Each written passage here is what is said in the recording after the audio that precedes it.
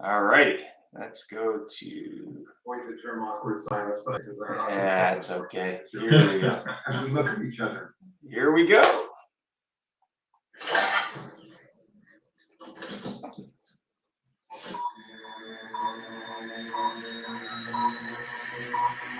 Ready, set, go.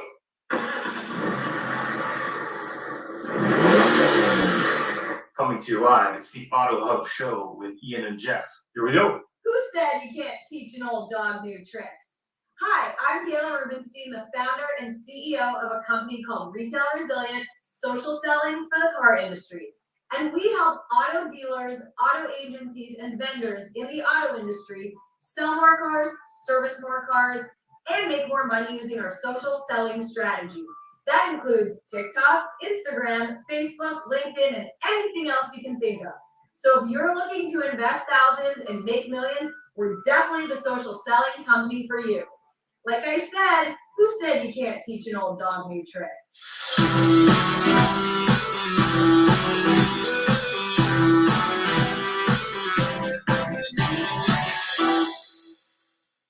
I was at Larry Tillman's seminar. So happy I came, having such a good time. Thank you so much, Larry. One of the best trainers in this area for sure. I don't know about anywhere else, but as far as I know, he's the best. So, told you, take advantage. Thank you for having me here. I'm at Larry Feldman's seminar, and what I found is that what he's really good at doing with his knowledge and with his training, he's not filling a bucket, he's lighting a fire. Ways to improve. Every month we want to improve better on what we did the month before, maybe the year before. It's about how fast we can get the cars done with quality work to get it to the front line, because that's where we make our money. And the bottom line is, the longer it takes, the more money we spend. We want to get it down as low as possible. Right now, like I said, we're in a great stage. We're at 4.5 days.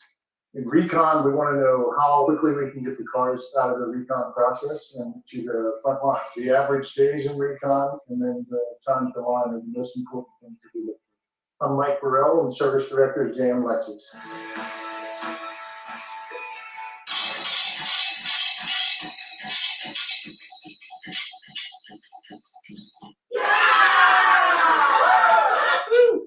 And good morning. Good morning. And a special thank you also to VidCalls. If you're not familiar with VidCalls, definitely reach out for a less than 10-minute demonstration. Not kidding. I can do it in 5 minutes. It's that simple. It was kind of hard to find books on that I haven't recommended before on electric cars. So I chose Electric Cars for Dummies, Age of Auto Electric, and Electric Cars, The Ultimate Guide. And actually, we were talking earlier before the show a little bit on some numbers, but go ahead, Jeff, give us some disclaimer information. Well, of course, as I always do say, the views and opinions shared in this show today are those of our guests and not necessarily that of the Auto Up Show or Ian Endjeff or Jeff Polo, but you never know. And obviously, it's the EV show. I wanted to share some numbers since I actually did some homework on the Canadian market for this conversation last week as to why Canada for electric cars. And I know Jeff doesn't believe these numbers, and I was actually pretty surprised. When you look at Canada as a market, it's roughly 40 million people. When you look at electric, hybrid, and plug-in hybrids sold just last year, 2 years ago in 2021, it was over 500,000 vehicles. That's a total vehicles of approximately 1.6 million, I believe, based on metrics. 7.2% of those were electric, which is about 115,000-ish. British Columbia leads the country, 18.4%. Ontario, 8.5%, which is about half the population of Canada in that province. And then Quebec at 12.7%, which was surprising just because they tend to be pretty thrifty in Quebec. So those are just some numbers, just in case you don't believe that electric may be the future. So let's go ahead. Whatever. I'm just gonna move that over. Here we go. Go ahead, Mr. Jeff. Well, welcome everybody. Thanks for tuning in today. We had another guest lined up today, but unfortunately had a family a loss in the family. So to Adam, we give our best wishes and heartfelt thoughts to you and your family. But that's that. And now we have another guest joining us today, one of our favorites. And I'd like to just quickly talk about our mission statement, which is, of course, helping dealers get better one show at a time. And all the various topics that we deal with and we talk about, give the dealer a chance to actually look and see something outside their little world, because we all know most car dealers' world is generally about like this. And it's called, some dealers, my joke is their favorite song is me, me, me, me, me, me, me. And so the fact being is there's a lot more out there, and we hope to help everybody just pick up a little bit here and there. And of course, the elephant in the room right now for dealers are EVs.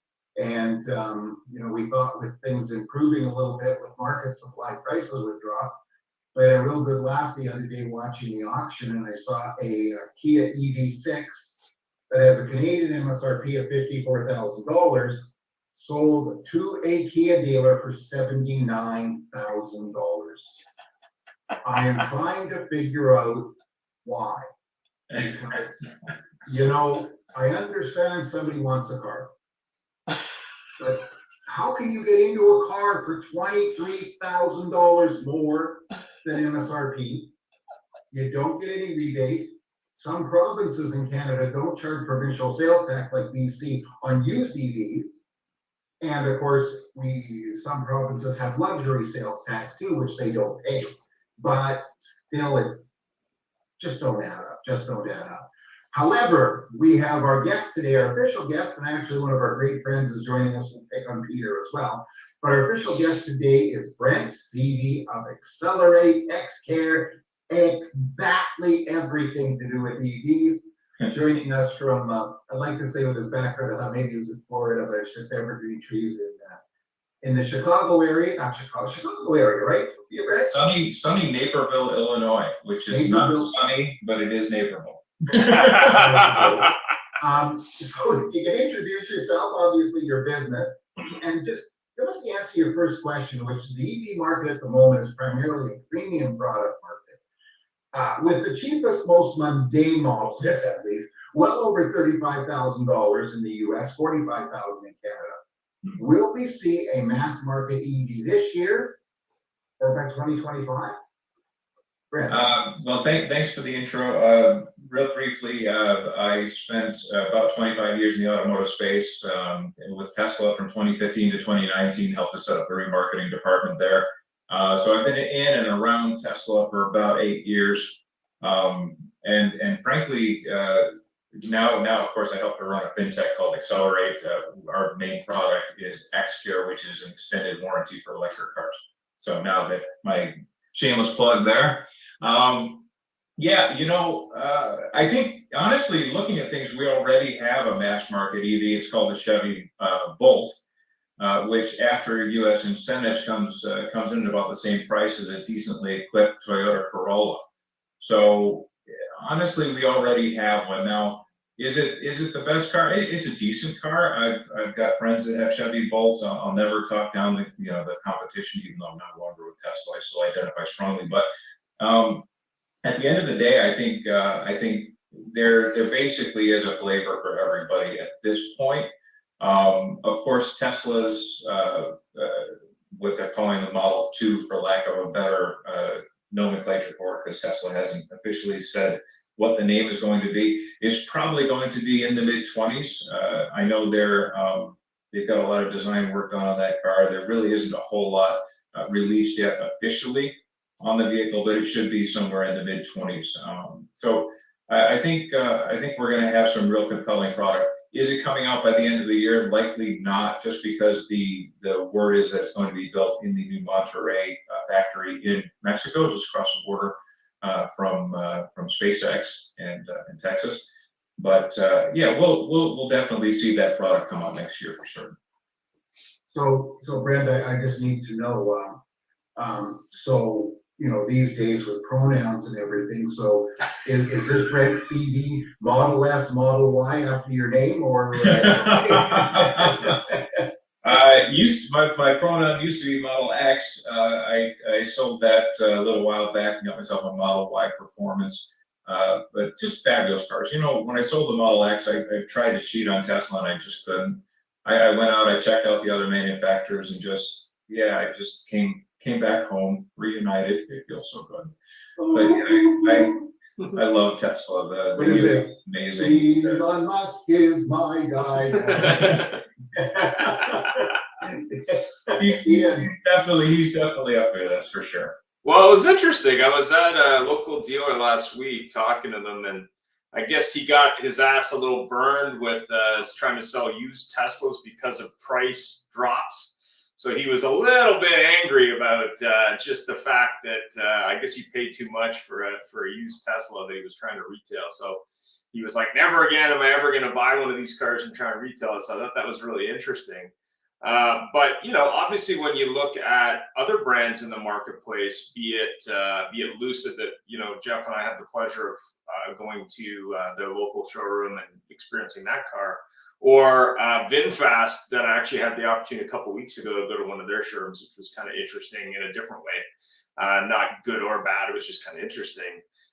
We look at brands out there, and we were talking a little bit about DeLorean's second iteration and also Fisker's second kick at the can. So kind of irony to pick another, you know, electric only brand.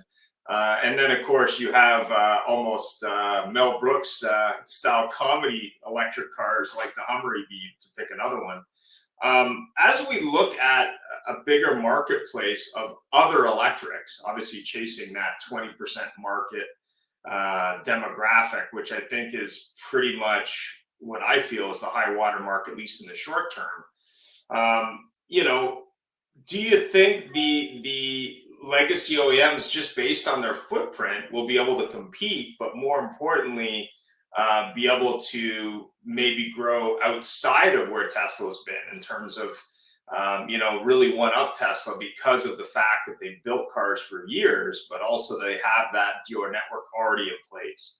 I mean, I know we've had shows around OEMs and also dealers not happy having to buck up money, but do you really think these brands will be able to outpace Tesla and eat their lunch, for lack of a better term, with their marketing machines? I think that the dealer network is definitely an asset for the OEMs. I think just having a footprint just about everywhere, and also not having laws in the states that are against, you know, direct to customer sales. So I think that that's an asset on their part. I think what the OEMs should really do is not try and beat Tesla at their own game, but try to be different, right? Try to differentiate themselves, try and be uniquely Chevy, be uniquely Cadillac, and you see that the Cadillac entrant, they're definitely beautiful cars. They're definitely very, very much Cadillac, or the BMWs are very definitely BMWs. So I think a lot of the OEMs are smartening up to the fact that they really shouldn't go head to head with Tesla at their own game. They should try and differentiate themselves and go after their own market share that they've lost to Tesla. When I was at Tesla, I used to tell people, listen, when the OEMs come to market with a compelling EV, they're gonna conquest their people back. They're gonna want their people back. There were times out behind the different Tesla locations I worked at where it looked like a BMW dealership or a Porsche dealership, or, you know, we had so many trade-ins in the back of these luxury brands. And now these luxury brands are going to market, and they're going to go back after their people. They're going to go back after their customers. So I think they have to be careful to differentiate themselves from Tesla and just basically try and reel their people back in. So you mean the 3 Series fanboys were Model 3 fanboys, coincidentally? I think I agree with you 100%. I remember having a discussion with a local dealer, one of the largest BMW dealers, I believe, and I said to the sales director, I said, your guys need to be familiar with products in the market in the luxury spectrum, and that includes Tesla, because that customer who's looking at a 3 Series to pick what I'd consider to be a fanboy model from a fanboy brand. I mean, essentially, you know, that is a similar customer. They're a very similar demographic. So yeah, I would agree with that 100%. I mean, you always need to, when you're selling cars, know your market, but from a manufacturer standpoint, yeah, I mean, people are looking for that halo car, and I think BMW dropped the ball there. Like they were early to the electric game from an OEM perspective with I guess it was the i8 and I think it was i3. I don't know, that little SUV. Yeah, the i3. Yeah, which was kind of innovative, but it was not hugely interesting. But yeah, I mean, they were early, but they just didn't carry that ball forward fast enough, in my opinion. Yeah, I think they had a contest at BMW to see who could come up with a car that was uglier than the Pontiac Aztek, and they came up with the i3. And but I can't really be too snippy about it. I mean, they did a great job on that car. A lot of people liked it. It sold pretty decently. I think they understand now that going edgy, quirky, and weird turns off more people than it turns on. I have friends that own i3s. I'm not going to sit here and bash the car, but at the end of the day, I think they really need to just be uniquely BMW, be uniquely Cadillac, be uniquely Mercedes. I love the EQs from Mercedes. I think they're amazing cars. I think they're definitely going to conquest a lot of people back. The biggest thing that's holding back the OEMs right now is just infrastructure. It's the charging network at Tesla is amazing. I'm going to go down to Tampa next week for a bike race. And the whole way down there, I have superchargers all the way down and all the way back. It's easy. I don't even have to think about it. I don't have to plan anything out. I don't have to go 10 miles off the highway to some, back of some Kmart where I'm going to sit there and wait for 8 hours to get 100 miles out of some, 240. No, I've got full support throughout the United States. It wasn't always the case, but it is now, and it's just fantastic. Yeah, I agree with that 100%. Go ahead, Peter. One thing on that one. What do you think with Elon opening up the superchargers, which he's converted a number of them to multi-brand chargers now, when the charging ports are specifically designed for the superchargers, and if another brand comes in, you lose a charger. So you're now you've divided your charging network by half and multiplied the usage by 10, 20? Well, let's see. Ask Brent Seavey, the stockholder, or Brent Seavey, the Tesla driver. You'll get two different opinions. Brent Seavey, the stockholder, likes it because Tesla overnight became the biggest gas station for electric cars in the United States. Ask me, Brent Seavey, the Tesla owner. It's going to be interesting on this drive down to Florida to see how many of them have been converted to this magic dock that allows people to other makes to charge. The nice thing about Tesla is they've got supercharging down to a science. They've got actual production of superchargers down to a science. They bring them out now on a trailer, fully assembled and everything. They just bang them out. They just put them right on a cement pad that they pre-poured.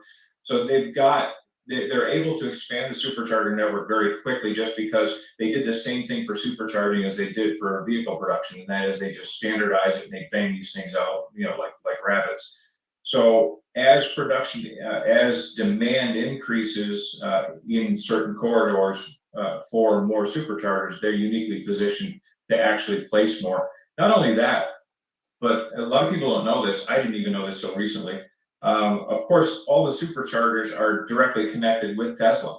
And so they can tell at any one time if the supercharger in this area is full and I'm transiting the area, it'll figure out where to send me where the superchargers are available instead of sending me there where I have to wait. But the beautiful thing is you have such redundancy in the system now that you rarely have to wait because the superchargers that are available automatically on your Tesla navigation screen, it'll just route you to the one that's more available. And they trend these things too, so they know at what time you're going through whether or not these are traditionally full or empty, and they'll just have you charge more before and more after, and you'll just leapfrog over that one entirely. So it's a really, really smart system that just in my opinion is probably not my opinion, it is the best out there. Well, I agree. To remember that Tesla's got a what are we looking at? A 10, 12-year head start on everybody else on the entire genre. Yes. And, if they didn't have these superchargers, they'd be fools, and they're not. Yeah. Although one thing I can remember, and I'm sorry, Peter, I'll let you go in a second here. I just remember going to malls and seeing every supercharger full and 3 people sitting in their car waiting for the opening. Sure. And the app on the Tesla side of things is going to be good because everybody else is going to start parking their EQs and their i3s and their other cute little nomenclature vehicles, and the Tesla guy's going to be sitting there cruising by and going to the supercharger over at the Neiman Marcus. Yeah, there's just so much redundancy now that if you can't find a Tesla supercharger, it's really because you're not looking. And the nice thing too is they're destination chargers. Tesla did that from the start. Hotels, bars, restaurants.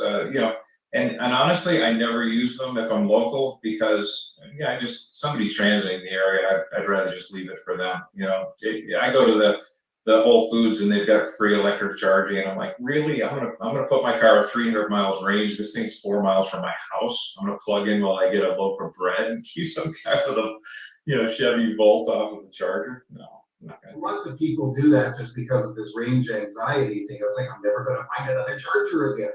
Oh my God, yeah, it's like literally buying up all the bread in the store because there might not be bread tomorrow. Come on, Didn't going to that Tesla. happen 3 years ago? Yeah, it did actually, and toilet paper too. That was an impact for us.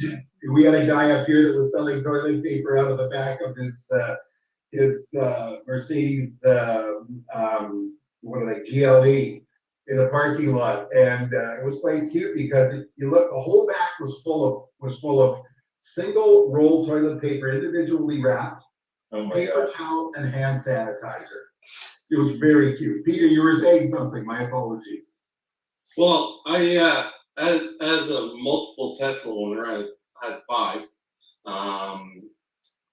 275s, a 90, and 2 100s. Knowing Marco Menudo mentioned about it's not range anxiety, it's infrastructure anxiety, and the infrastructure that is out there that is causing the challenges of purchasing an EV. Well, in knowing that Toronto is the 3rd largest city in North America, slightly larger than Chicago, from Toronto to Buffalo, there's 92 supercharger stalls. That's 120 miles, 92 stalls. Yeah. Now, having the Tesla, I've traveled many times from Niagara to Toronto, which is 160 kilometers, 100 miles, and coming back and had the situation where trying to get into a supercharger in cold weather and seeing them all taken part of it gets to the point where you start having beads of sweat come down your forehead because you're going, okay, I got 14 miles left on the range, and I have to sit here for half an hour, and the car's still burning electricity, even though I'm not moving or doing anything. It's cold weather, so I turn off the car. I don't have heat. I freeze. I do this, and you're talking with a guy who's actually run out of power in the Tesla. Yeah, and they become very big paperweights. Yeah. So it's the infrastructure challenge that I find with the EVs that is going to be the detriment that the adoption rates don't only get to a plateau, and I think the plateau is going to be around 25% adoption rate, while the other manufacturers out there go out and they go to the synthetic fuels that are going to be very carbon free, and you're going to see that the ICE engines last a little longer than one would expect. Interesting. So that's my 2 cents. Interesting. That's always possible, and necessity is the mother of invention, right? So EVs may not be the 100% pure, the 100% unknown BL for transportation, right? Yeah. We have to be open to other technologies. We have to be open to other solutions. Frankly, I like the video that they showed just before the show started, where talking about, transportation as a service. I think that any privately owned, I shouldn't say any privately owned vehicle, most privately owned vehicles are a waste of resources, mine included. And the reason why is because it sits out there parked in the garage the overwhelming majority of the time. I take it on short jumps here or there. I'm taking a road trip to Florida with it just because I can't ride my bike all the way down there. It's a little bit far.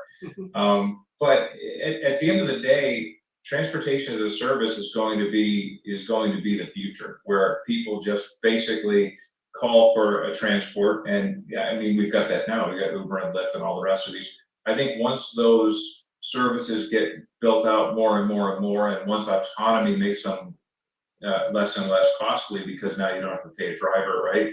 The vehicle just comes to you and picks you up and takes you where you're going. And once they can drill that and dial that down to about a 5-minute wait to go wherever you want, there will be no logical reason for owning a car anymore. And I think a lot of people are going to just turn their garages into rec rooms and just type into their app when they want to go somewhere. And Tell me something, are they gonna program these autonomous cars to have awkward conversations with you? Yeah, I'm looking forward to that. Yeah, absolutely.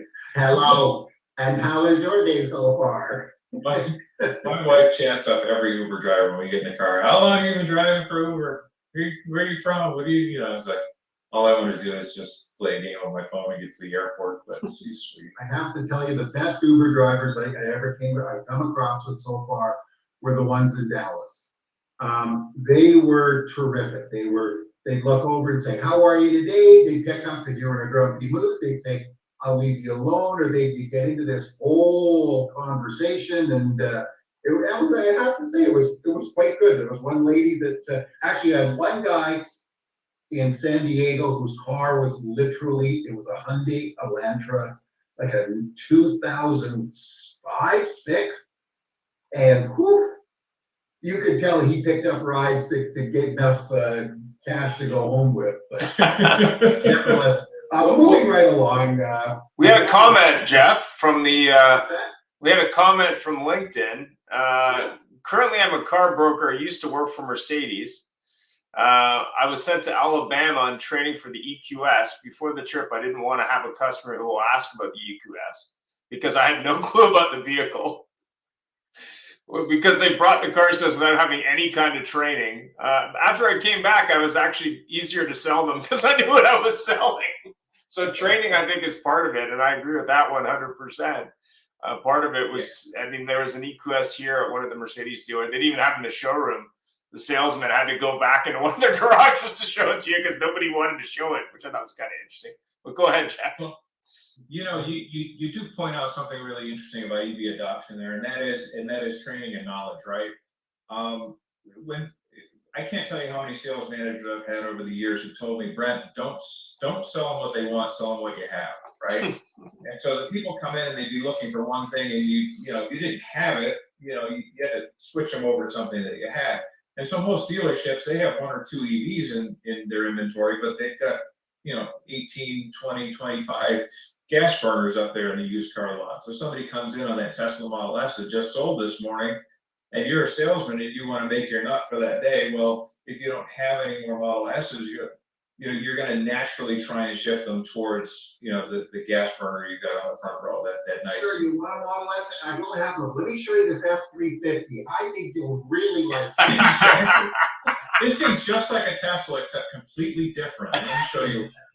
Well, you talk about training, and I mentioned this last week. A good friend of mine went looking at an ID4 Volkswagen. And a good buddy of his owns one and gushes over it. He thinks it's so great. He went with almost the intention of buying the car. Walks in, gets some new kid. Unfortunately, one of the killers of the car business is we love to train our staff, meaning we don't. And this kid, you could tell he was fairly new at it. He says to him, he shows him the car, he stands back, he tries to do the salesman thing, and then goes, would you like to drive one? Goes, sure. So they go outside. It was the place was busy, there was lots of people there, and the salesman could not disconnect it from the charger. Try as he might, he could not. Now, I don't understand why, because. It's a button, you know, isn't it? It's not brain surgery, but he couldn't do it. He couldn't get help because everybody was busy and nobody would look at him. The sales manager is doing a very important thing there. He's like, yes, buried into his computer. And he said, don't worry about it after about 20 minutes. And he left. And I do believe, the people I've talked to at Tesla showrooms generally have an idea what's going on. They may not be salespeople, but they have an idea. Yeah, they're product presenters. They're very good product presenters, and they know their stuff. But they're decidedly not salesy. Exactly. Yeah.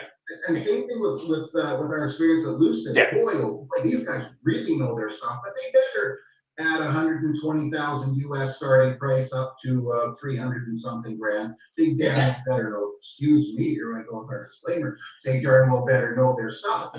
But that's going to be the downfall of the legacy OEMs.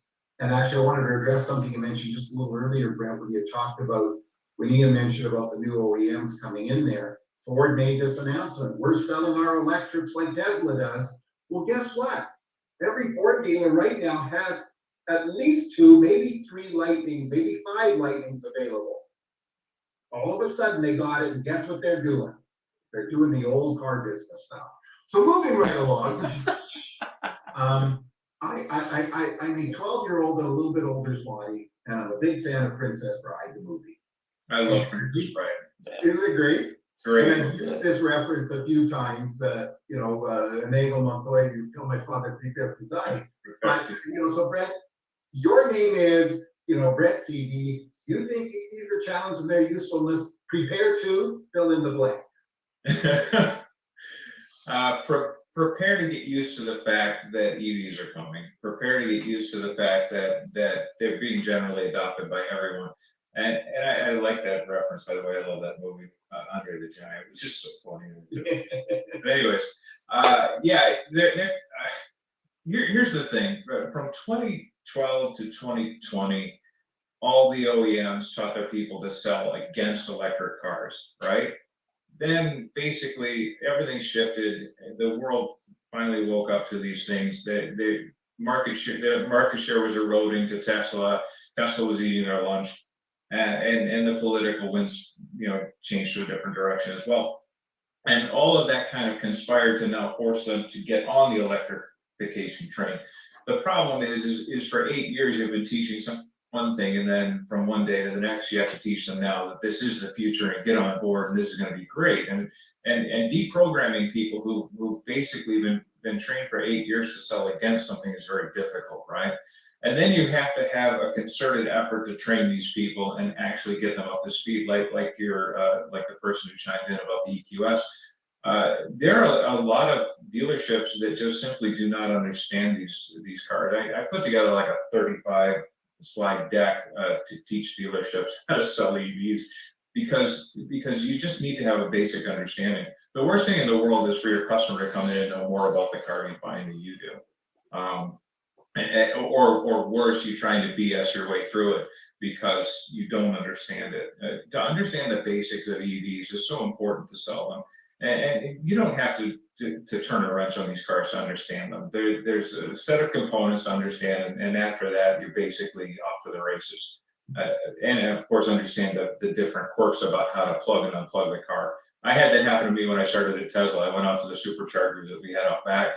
I went to unplug the test drive car, and I couldn't get it unplugged. I'm yanking at this thing, and the customers are looking at me, and I can't. Well, you have to unlock a Tesla before you can take the charge cord off. That's a safety device to keep people from coming and unplugging your car and plugging theirs in. So I didn't know that. I didn't have the key with me. I was just going to take the plug out, and I couldn't get it out. So, hats off to your guy at the Volkswagen dealership. I did the exact same thing at Tesla. It was. Well, it wasn't even the fact that he didn't know. It was a bigger thing. It was the fact that nobody would help him. Yeah. Typical car dealership, and actually Peter and I have had a back and forth here, like 35 or 50 different conversations on on the HR style. And actually, Peter, I'm going to invite you to our HR show coming up. That just on some of the problems that we have in the automotive industry, that's going now into the EV side of things. But And the but EV but side of things. but it's no different than years ago, and probably still happens to this day. And I walk into showrooms all the time and see this happen. There's two things that I see happen. Number one, the used car where the battery isn't charged, so it won't start. And number two, the car alarm in the showroom, that someone locks the car, and they would try and open it, and the alarm goes off, and the receptionist is running around, and this is stuff that's gone on forever and a day. I think the only thing that's different here is you got to train your people, but more importantly, you have to explain to the customer that change might be part of it, but also the fact that you got to. Things will happen. I mean, that's just the nature of retail. I mean, pick the retail, but I remember selling used cars, and you had to get really good at jumping that car because a lot of cases it just wasn't starting, right? Like that's just the nature of used cars. It sits there for a while, whatever, right? But the one that I always thought was funny was the showroom one where they sort of jerry-rigged the car so the alarm wouldn't arm. Because this would happen every day, like every day. Or Chuck's got the keys to the car in his pocket. Yeah. Lunch. Yeah. And that's one of the big things we have to get around. And Brent, I can't remember if it was you or James Carter that posted the picture of the Model 3 or Y with the trunk opened, and there was a little tiny model of it. Guilty as charged. I love it. Yeah. And actually, a question for you though. You mentioned this, or somebody mentioned about boosting the car. What are we going to do? How is this going to pan out with Peter in the case that ran out of power in his car as more traditional car buyers adopt EVs? And I know my wife does not gas up her car until the range thing says 0. And it's almost like a game in her mind where she wants to see how far she can go before running out of gas. In an EV, it's not like you can get, you can just get somebody to put in a little bit of gas to get you to a charging station. Yeah, you can't bring back a jug of fuel, that's for sure. That would be a little bit heavy. Actually, more and more tow trucks are now being equipped with electric charging devices on these tow trucks where they actually can come out and charge your car on the road if you run out. I think there are definite downsides to original adoption of an EV. You really have to understand it's just not wise to let your car go down to that level if you have an EV. But also, one of the best things about owning a Tesla or other EVs, you can charge at home. I come home, I stick the charger into the side of the car, I go in the house. I never have to go to the gas station. I don't play the lotto, and I don't like slushies, so I basically don't go to the gas station. I don't smoke, I don't need to go out for cigarettes. So it's so easy to just plug in your car and go into the house. I come out to a full tank, anytime I want to use my car. I never have that issue any longer. So that's the beautiful thing. Yeah. And you're not, especially during COVID, I used to tell people, do you want to touch something that, 10,000 people have touched this week? Go to a gas station. You can do that. First, you just take that thing out and you just basically shook hands with 10,000 people. You think they ever clean those? The answer is no. They never clean them. The only person that's ever touched the plug in my garage besides my electrician is me. He put it in and I use it. And that's it. So it's the most sanitary way to fuel your car as well. And let's face it, when you're getting out of the gas station, you're fumbling through your wallet, your purse to grab your credit card. What could go wrong there? Oh, I don't know. You're standing out with your money out in public with people milling around you. Yeah. So at the end of the day, it's a lot safer way to fuel your car and a lot more convenient. I just put the plug in, go in the house. Don't even think about it. So what's your thought? Adoption of it. That's the key of changing a mindset. Yeah. With the EV is if you plug it in at home, you think about it. I live in an apartment building and there's a whole bunch of them downstairs. They don't even have their factory charger. We got 220s in the wall because they built it's a new building. They're ready to go. And there's a few people that don't plug their car in. They don't even have a charger here. Yeah. maybe they gotta work, I don't know, but that's gonna be a very interesting, they also charge $100 a month for if you've got your EV plugged in, but that's a whole other thing. But so how do you cooperatively, social media has become for everything, most people are kind of over the Trump thing right now. And in Canada, there's this one guy that just rags on Trudeau like you wouldn't believe. I don't know who he is, but so now they've gone to other things to rag on things, and it's the EV stuff.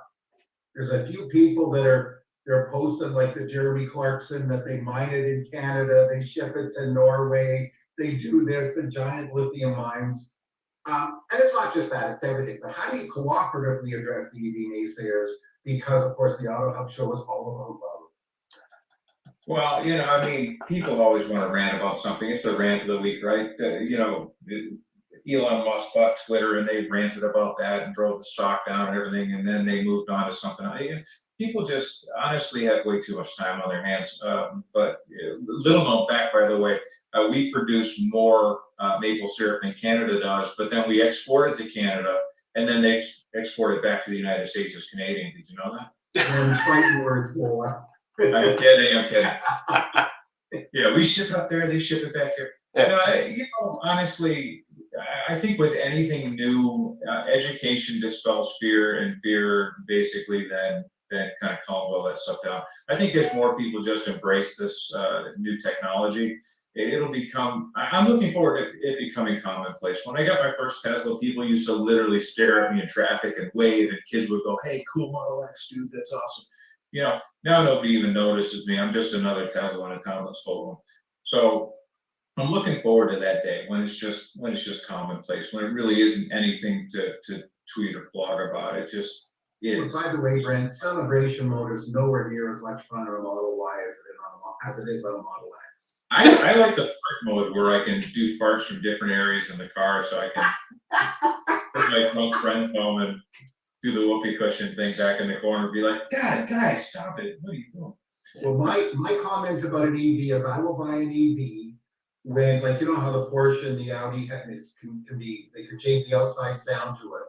Yeah. When it could sound like the Millennial Falcon, I am buying one. There you go.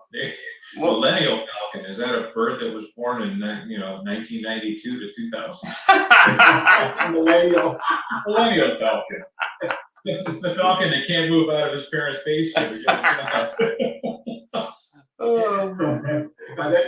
Hey, I know you that a little bit older than millennials that are living there. The Gen X Falcon, that's what I'm looking for, which is a 1962 Ford. Yeah.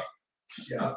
Well, actually, we had on a previous show, I'm not sure the company, maybe Paul. Anyway, it's one of these companies that is in the audio space, and they do develop sounds for pretty much any vehicle, with the idea of putting that in vehicles to simulate different things.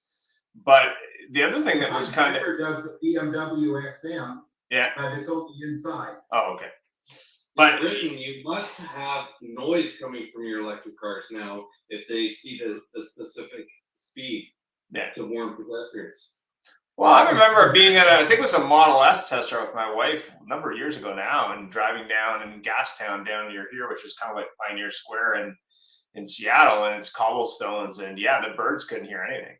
So the woman on the test was like, "Oh yeah, they'll get to hear you." No, they clearly didn't hear me. They're clearly still sitting there.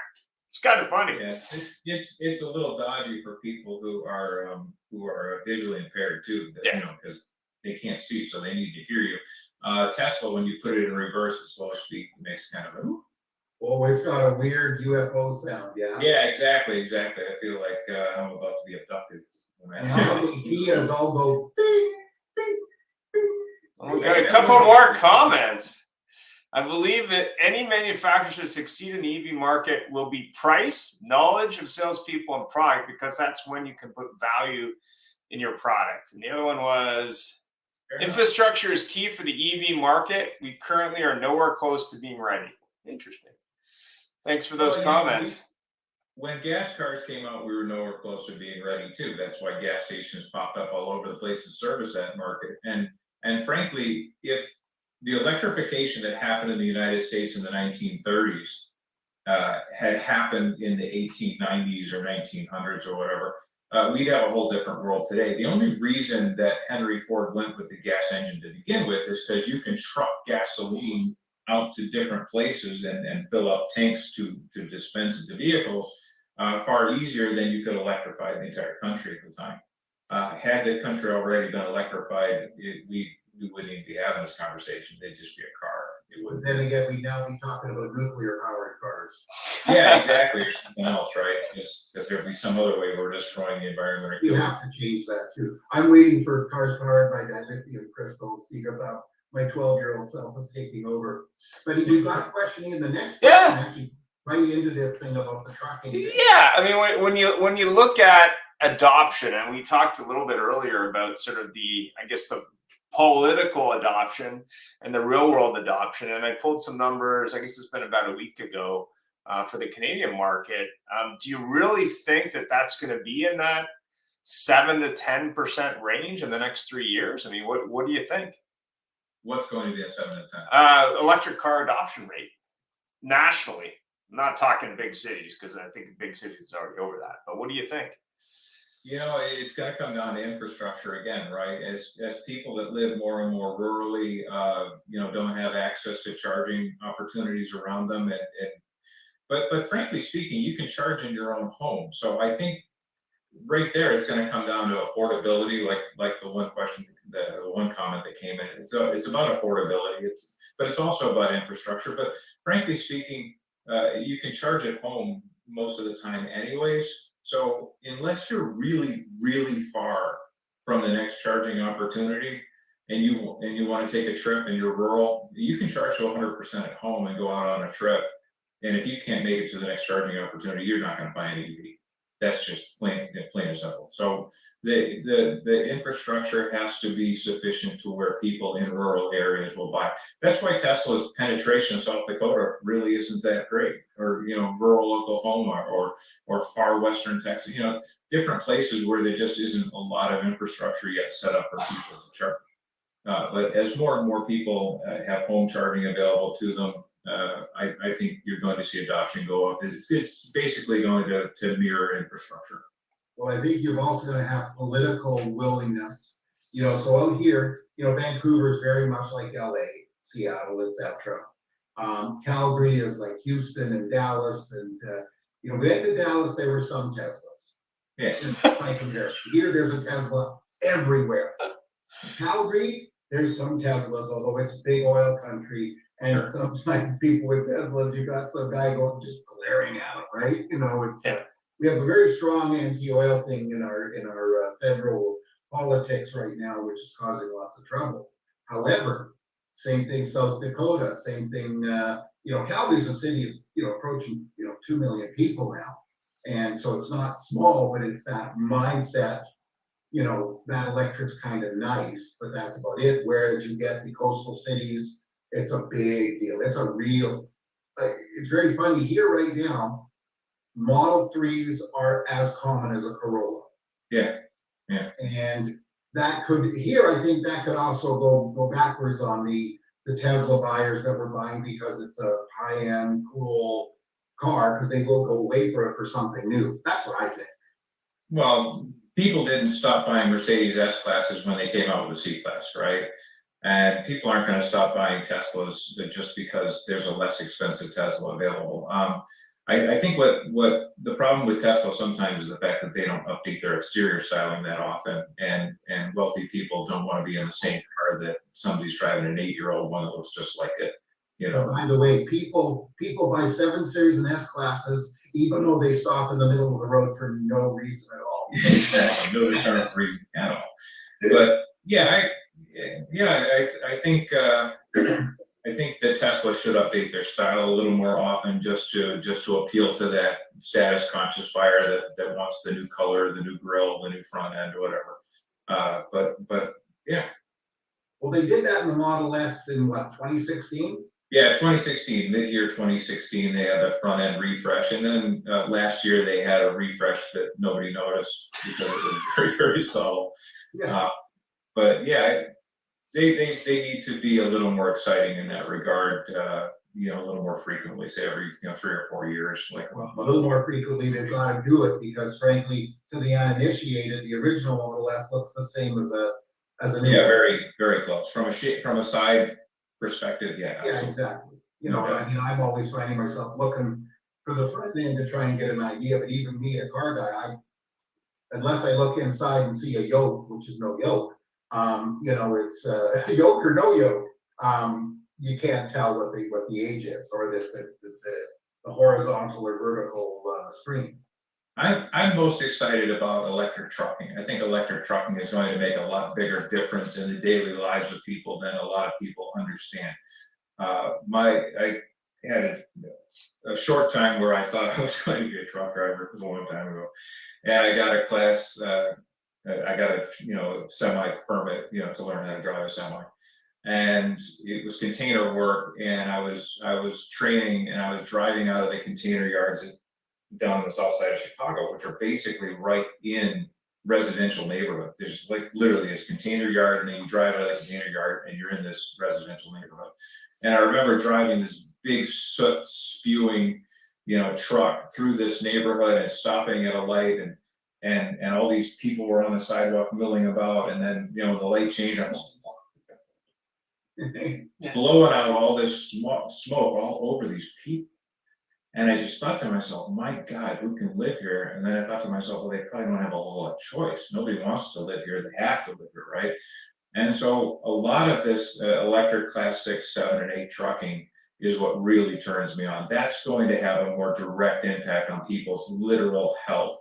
I mean, kids in the inner cities that are breathing in this particulate every day, I have astronomically higher rates of asthma and other breathing disorders and cancer and everything like that. So I think as electric trucking takes off, we're going to see a much lower rate of a lot of these respiratory ailments, especially in kids.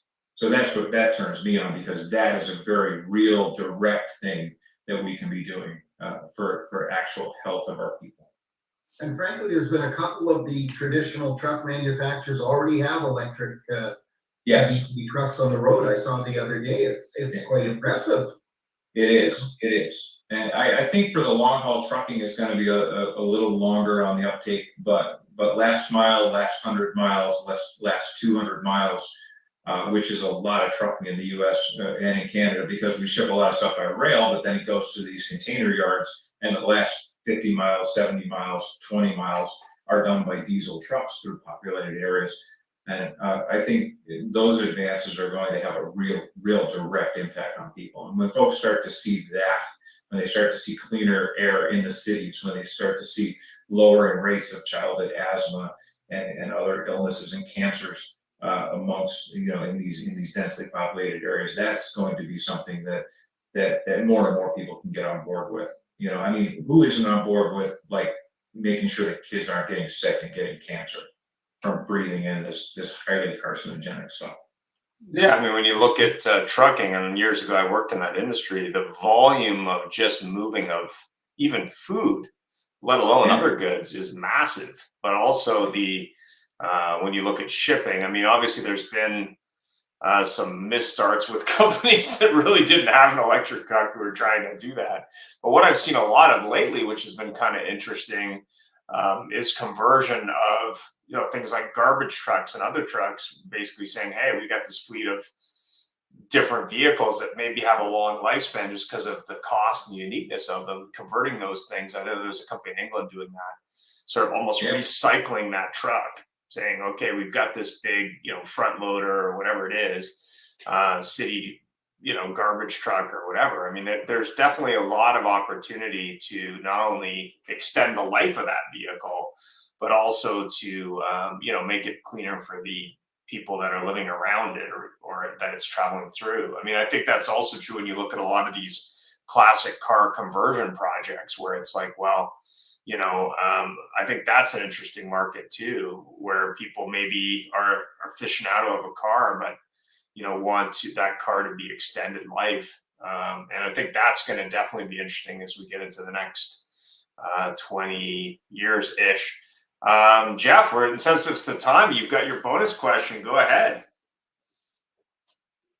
Why? Answer that whatever way you want. Peter, I'll Why? you. Why? Why? Why? I'll defer to our other guests. Let's hear it. Why EV? Yeah. Well, it's plain and simple. EV is on the end point of use environmentally sensitive to what we're going through and everything else. It's the adoption rate and that people are going to take on it, the infrastructure. There's so many challenges out there. My question on why is, why are we putting limitations on our politically by saying we have to be at 2025, we have to be at 30% adoption, at 2030 we have to be at 75, and at 2035 we have to be at 100% adoption rate. Knowing the mining industry like I do, I can't see this happening, and it's just it's a lure for politically to get one party ahead of another by saying we're going to do this when they have no capability of doing it. Now, I look at it is, yes, why?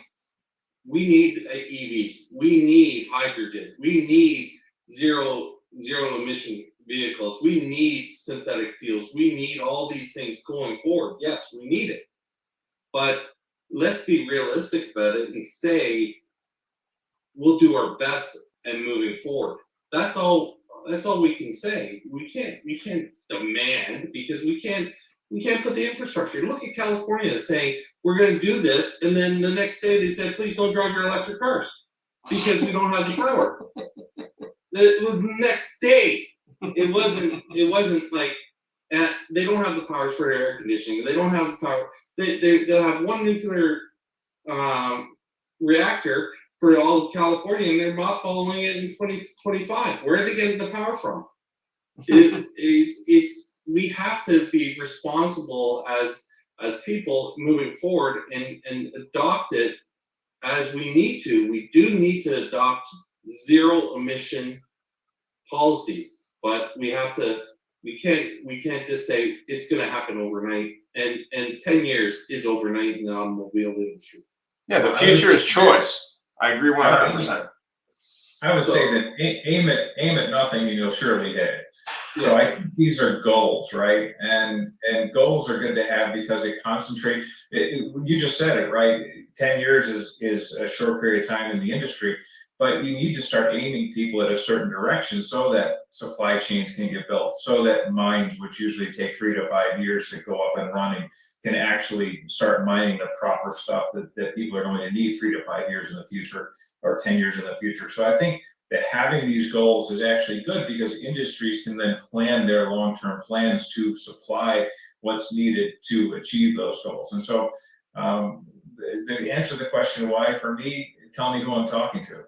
If I'm talking to somebody who's very environmentally conscious, that's easy. The end use location of that car is putting out a lot less harmful carcinogens, mostly in populated areas. Point me at somebody who's more about performance, and listen, my Model Y performance will slam dunk my friend's Ferrari. And so, I mean, there you go, enough said. So, to point me at a mother, a single mother, who feels intimidated at a gas station because she has to fuel in this kind of rough neighborhood, but she can plug in the garage at home. I mean, there's my use case. So why has as many answers, I guess, as there are people that drive cars? And you point me at anybody, and I'll give them a good, compelling reason to buy an EV. Jeff, why? Why not? Exactly. The reality is this: we are going that way. Just the way I look at it, we are going that way. I do believe that the technology has to change a lot in order to get full adoption early, because the fact is you'll get people, and I mean, I made not the mistake, but I drove from Rochester, Minnesota to Wisconsin whatchamacallit, Milwaukee. Okay. And, you know, on the interstate, there's lots of gas stations, but an EV thing, you know, and those places, if you live out there, you know, even in the States, in Canada, there's lots of places you live 200-300 miles away from nothing. And there's gotta be something there to make it work for EVs, because You just didn't see it. There are 6 superchargers between Minneapolis and Milwaukee. You didn't see it because you weren't looking for it. But the beautiful thing is you sit in a Tesla and you put your destination and you're like, bang, bang, bang, bang, bang. You're like, holy shit, they are literally holy crap. They're literally everywhere. So yeah, it's an amazing thing how it's like learning a new word. Once you learn the word, you start hearing it everywhere. And Let me jump in on that one just for 1 second. Yeah. Having the Tesla, going from Niagara to DC. Okay, it's about 500 miles. Yeah. 500, 600 miles. In this age of instant gratification, which is what everybody wants, it took me 30% longer to get to DC from here in my Tesla, even with superchargers. Sure. And as a driver and wanting to get to the destination, that was probably the last straw for me with the Tesla. And it was, I just said, you know, as much as my wife loved coming out every morning and having it charged up and being able to drive 300 miles every single day just by charging in the home, never going to a gas station, never smelling a gas, never having the fear, never having this, never having that. When we drove it, that was when she said, I can't do this anymore. I can't have it. Now, how many times do you drive 600 miles or 500 miles, or all it takes is once? And Yeah, that's true. All it takes is once, and then you go to the airport next time. You get in a thing The airport does have to take my bike somewhere. Getting something that's good enough for the environment. Peter, wasn't it true it made her hair frizzy?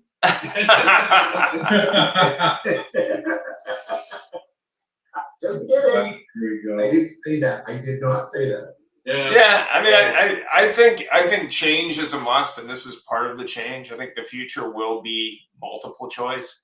I believe that for quite a while, that it'll be someone comes in a dealership and it'll be engine choice. It won't be one engine. And I think, you know, it will be over time, it'll probably be less choice. And I think that's a good thing for the millennials and younger, because we have to leave what we can for them. I mean, at the end of the day, we'll be pushing up daisies probably before it's 100%. But, you know, you got to hit for that goal. And I think as an early adopter of hybrids myself, I mean, I probably sold more than most, but owned a few myself. I don't think they're by any nature a perfect vehicle, but they were, you know, other than diesel at the time, they were the better choice in my opinion. And I think electrics are perfect, but for most people's needs, in that video earlier talked about it, for most people's daily needs, it's a great solution. It's just, how often do you do that long trip, like in your lifetime? I worked for Tesla. I've been in and around Tesla for 8 years. This will be my first long road trip in a Tesla. The furthest I went was Chicago to Green Bay, which, if you know that, is a hop, skip, and a jump, you know, from a long trip perspective. So I'm looking forward to it. It's going to be neat. I'm going to be hanging X-Gear signs all the way down to the superchargers, all the way down, all the way back. So it'll be a lot of fun. But yeah, looking forward to it, and looking forward to reporting back how the long trip was. Love to hear it. I have to tell you what a great product, because as now we're getting into older EVs and batteries are an issue. You know, from little lot there, we bought a few of them, and out of 7 or 8 that I bought, I only kept one because I had to kick the others back because the batteries were toast. And so maybe it's sort of like, is it like your iPhone where you have to let the battery drain down once in a while? No, actually, EV batteries do not have a memory, and it's actually better to keep them above 20% and below 80% day to day. Cool. You really don't want to drain them all the way out. You really don't want to 100% charge them too often. Now, for a road trip, you can go to 100% for a nice long leg of a road trip. But lithium ion batteries to have their best life, then you want to keep them between 20 and 80% most of the time. We program them not to charge past 80. Yeah, it's just a program right in the dash. I just set a limit at the trip line, they call it, which is 80%. But that means you can take up a 3-hour parking on the EV charging on the side of the road, but only do 80%.